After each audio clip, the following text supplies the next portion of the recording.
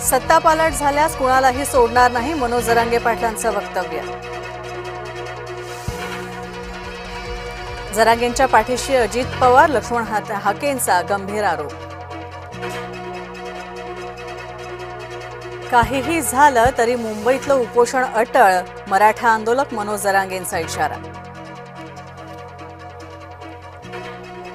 जरांगेंना मुंबईत येण्यापासून रोखा, गुणरत्न सदावर्तेंची मागणी.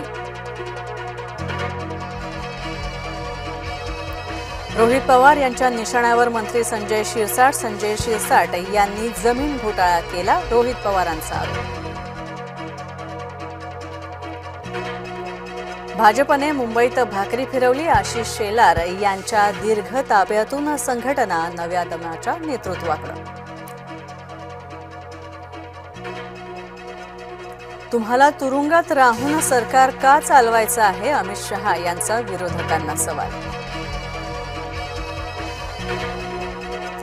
वराह जयंती निमित्त ठाकरे गटाकडून उपरोधिक आंदोलन, सोलापूरमध्ये मंत्री नितेश राणेंच्या विरोधात ठाकरे गट आक्रमक.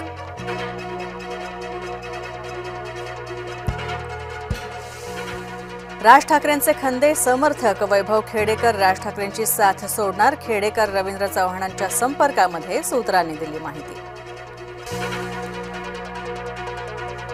एटीएम मधून पैसे काढण्यासाठी आता नवीन नियम, एटीएम मध्ये महिन्याला फक्त आता 3च फुकट व्यवहार करता येणार, 4थ्या व्यवहारापासून द्यावी लागणार फी.